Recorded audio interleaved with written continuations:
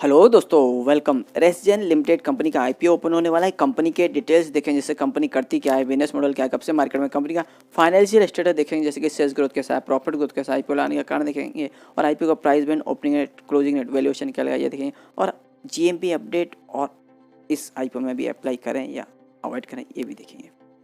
तो दोस्तों, जैसा मैंने आपको कंपनी का नाम बताया, रेसजेन आईपीओ, जो कि 28 फेब को ओपन हो रहा है और 2 मार्च 2023 तक चलेगा। अभी कंपनी करती क्या है और कब से मार्केट में है, तो कंपनी की स्थापना सितंबर 2018 में हुई, यानी ज़्यादा पुरानी कंपनी नहीं है। 4 साल से ही कंपनी का मार्केट में प्रेजेंस है।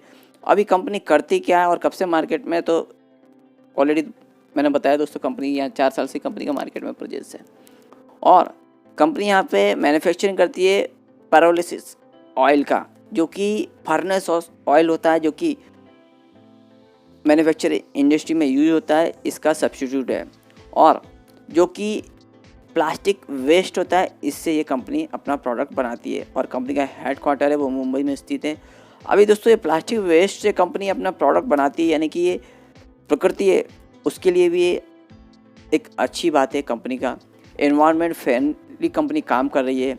जो प्लास्टिक हम यूज़ करते हैं, वेस्टेज पड़ा रहता है सालों साल तक ज़मीन पे, उसका कुछ नहीं हो सकता, ज़मीन को ही बंजर बना देता है। इसको company as a raw material use करती है, यानी कि वो सस्ते पे कंपनी को अपना रॉ मटेरियल मिल जाता है और कंपनी उसका यूज़ करके यहाँ पे फर्नेस ऑयल बनाती है।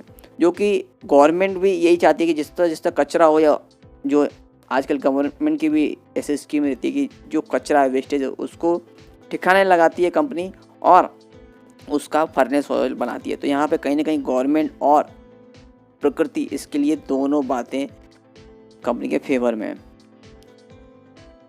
अभी कंपनी का यहाँ पे दोस्तों फाइनेंशियल स्टेटस देखते हैं, तो दोस्तों ज़्यादा पुरानी कंपनी न होने के कारण कंपनी का यहाँ देख सकते हैं मार्च 20, 21, 22 3 साल का यहाँ फाइनेंशियल, तो थोड़ा सा यहाँ पे स्टार्टिंग के सालों में अप्स एंड डाउन देखने को मिले और फिगर्स लैक्स में ही है। तो मार्च 20 में कंपनी का एसेट ओनली 161 लाख का था, जो कि मार्च 21 में 1110 लाख का अच्छा खासा यहाँ पे मार्च 20 से ही मार्च 21 में कंपनी का एसेट बढ़ा, और मार्च 22 में 1371 लाख का, और दिसंबर 22 से देखें तो 3917 लाख का कंपनी का एसेट, यानी शानदार ग्रोथ देखने को मिली। और रेवेन्यू ग्रोथ देखें तो दोस्तों यहाँ पे मार्च 20 में तो कंपनी का यानी रेवेन्यू भी जनरेट नहीं हुआ, जहाँ मार्च 21 में ओनली 2 लाख का यहाँ पे रेवेन्यू देखने को मिला, और मार्च 22 में देखें तो एकदम से 480 लाख, और दिसंबर 22 में देखें तो 1265 लाख। तो यहाँ पे आने वाले साल में यानी मार्च 23 तक 1600 लाख के करीब कंपनी का रेवेन्यू ग्रोथ जाते हुए नजर आ सकता है। और प्रॉफिट देंगे तो मार्च 20 में यहाँ पे रेवेन्यू नहीं था, पर एक्सपेंसेस यहाँ कंपनी के कुछ न कुछ चालू थे, तो यहाँ 15 लाख का यहाँ पे लॉस देखने को मिला। वही मार्च 21 में यहाँ पे 2 लाख के रेवेन्यू जनरेट होने के बाद कारण यहाँ पे ओनली 10.63 लाख का कंपनी को प्रॉफिट आया है। वही मार्च 22 में देखें तो दोस्तों यहाँ पे 73 लाख का कंपनी का प्रॉफिट है, और दिसंबर 22 तक ही कंपनी को 240 लाख का प्रॉफिट है। तो यहाँ पे अच्छा यानी ग्रोथ कर रही है company, year on year basis पे कंपनी के एसेट बढ़ रहे हैं, रेवेन्यू ग्रोथ देखने को मिल रहा है, और प्रॉफिट भी जनरेट कर रही है कंपनी।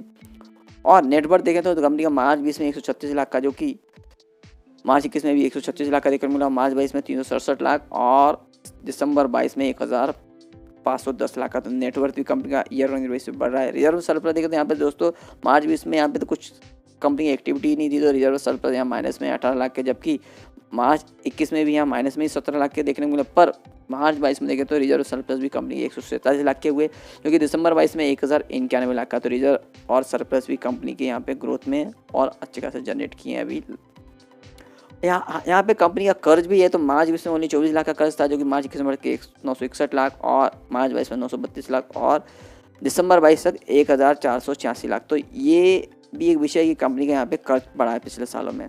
तो एक थोड़ा सा नेगेटिव पॉइंट आता है कि कंपनी का फिलहाल यहाँ पे कर्ज अच्छा खासा बढ़ा है। ओवरऑल देखिए कंपनी का फाइनेंस यहाँ पे ग्रो कर रही है कंपनी, और यहाँ पे ठीक ठाक नज़र आते हैं। पर यहाँ पे थोड़ा सा यहाँ देखने को मिलता है कि लास्ट ईयर ही कंपनी का एकदम से सडनली प्रॉफिट, एकदम से हर चीज़ आप देखेंगे, यहाँ रिजर्व सरप्लस हुआ, एसेट हुआ, रेवेन्यू हुआ, एवरी चीज़ एकदम सडनली अप ट्रेंड में देखने को मिला। और कुछ ही साल में, 1-2 साल में ही कंपनी का यहाँ पे मार्च 22 में भी देखें तो यहाँ पे रेवेन्यू हुआ, प्रॉफिट को एकदम से अप ट्रेंड में गया। तो थोड़ा सा यहाँ पे संदेह का ऐसा लगता है कि एकदम फिगर चेंज हुए हैं। ओवरऑल कंपनी का फाइनेंशियल यहाँ ठीक है। और अभी आईपीओ लाने का रीज़न तो वर्किंग कैपिटल कंपनी को चाहिए, इसका रिक्वायरमेंट है, तो ये आईपीओ से पैसा आगे इसके लिए यूज करेगी। और दूसरा, कंपनी यहाँ पे लैंड परचेज करना चाह रही है मैन्युफैक्चरिंग फैसिलिटी की, यहाँ पे कंपनी की है, वहीं पे कंपनी और भी यहाँ पे लैंड परचेज कर रही है। तो यानी कहीं ना कहीं कंपनी यहाँ पे और अपना एक्सपेंशन बढ़ा रही है और जाके कंपनी का प्रोडक्शन बढ़ेगा, रेवेन्यू ग्रोथ भी अप ट्रेंड में जाएगा और प्रॉफिट भी बढ़ते हुए नजर आएगा। और जनरल कॉर्पोरेट पर्पस, तो यहाँ पर्पस अच्छा है कंपनी का कि कंपनी अपना एक्सपेंशन करने जा रही है। जैसे कि 28 फेब को आईपीओ ओपन हो रहा है मैंने बताया, और 2 मार्च 2023 से चलेगा। फेस वैल्यू 10 रुपये पर शेयर का है, प्राइस 45 से 47 रुपये पर शेयर है, और लॉट साइज 3000 शेयर्स का है। इशू साइज 28.20 करोड़ का है, जो कि टोटल फ्रेश है, और यानी कि पूरा पैसा कंपनी के लिए यूई ग्रोथ में उपयोग होगा। और इशू टाइप बुकबिल इशू है, लिस्टिंग BSE से SME होगा। अभी इसमें दोस्तों देख सकते हैं कैटेगरी, तीनों कैटेगरी में यहाँ पे IPO आ रहा है। QIB कैटेगरी में 50% का अलॉटमेंट है, NII जिसमें चेन्नई कैटेगरी भी बोलते हैं 15% का अलॉटमेंट रखा गया, और रिटेल कैटेगरी के लिए 35% का है। कंपनी के प्रोमोटर्स में श्री करण अतुल बोरा और श्री कुणाल अतुल बोरा, ये कंपनी के प्रोमोटर्स में। और टेंटेटिव टाइम टेबल में 28 फेब को IPO ओपन, 2 मार्च तक चलेगा, 8 मार्च को अलॉटमेंट होगा, और 9 मार्च को जिन्हें अलॉटमेंट नहीं मिलेगा उनका पैसा रिफंड करना स्टार्ट हो जाएगा, और 10 मार्च को जिन्हें अलॉटमेंट मिलेगा उनके डीमैट अकाउंट में शेयर लिस्ट क्रिएट हो जाएंगे, और लिस्टिंग 13 मार्च को है। और दोस्तों अभी हम जैसे रिटेल इन्वेस्टर कितने अप्लाई कर सकते हैं, तो मिनिमम 1 लॉट और मैक्सिमम भी 1 लॉट। 1 लॉट में 3000 शेयर, जिसके लिए 1,41,000 अमाउंट इन्वेस्टमेंट में लगेगा। तो दोस्तों अच्छी खासी रिस्क यहाँ बढ़ जाती है, क्या लगभग 1.5 लाख के करीब आपका इन्वेस्टमेंट लगने वाला है। और HNI कैटेगरी में हम 2 लॉट अप्लाई कर सकते हैं, जिसमें 6000 शेयर्स रहेंगे, 2,82,000 अमाउंट इन्वेस्टमेंट में लगेगा। और IPO में प्रमोटर्स का होल्डिंग IPO के पहले 94.15%, IPO के बाद 67.22% रहेगा।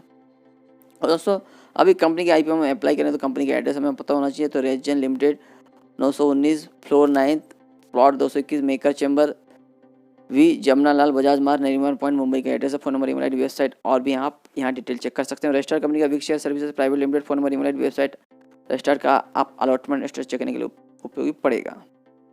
और कंपनी का वैल्यूएशन मार्जिन देखें तो फाइनेंशियल 2022 के हिसाब से देखें तो EPS 0.59 और पी रेशियो देखें दोस्तों हाई देखने को मिल रहा है, जहाँ की फाइनेंशियल 2022 के मुकाबले 76.27 से 79.66, क्योंकि जो वैल्यूएशन है कंपनी का आप देखने को अभी देखें मार्च 23 के यहाँ पे हिसाब से लगाया है कंपनी ने, तो यहाँ पे पी रेशो अच्छा खासा हाई देखने को मिल रहा है। और रिटर्न ऑन नेट पर देखें तो 20%, NAV 293, ROC 1457%, EBITDA 41.86% और डेट इक्विटी 254 है। तो यहाँ जैसे मैंने आपको बोला कंपनी के फाइनेंशियल ठीक ठाक है, और कंपनी पे कर्ज का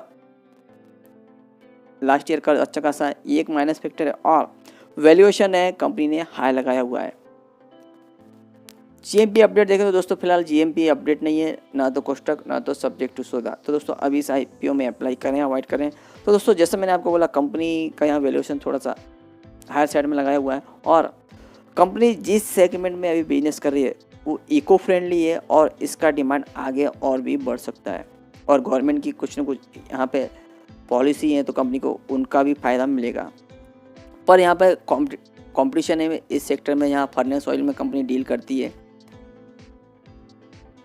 और कंपनी का जो अभी प्रॉफिट और मार्जिन है, एवरी चीज़ है, यहाँ पे भी थोड़ा सा कंपटीशन की वजह से यहाँ असर देखने को मिल सकता है। तो दोस्तों आप इसमें लॉन्ग टर्म व्यू से थोड़ा बहुत क्वांटिटी IPO के बाद इसमें थोड़ा बहुत इन्वेस्टमेंट करके रह सकते हैं, और कंपनी के जो एवरी ईयर फाइनेंशियल है देखते रहें, चेक कर। तो दोस्तों और भी IPO आ रहे हैं, अपडेट के लिए please like share subscribe my channel.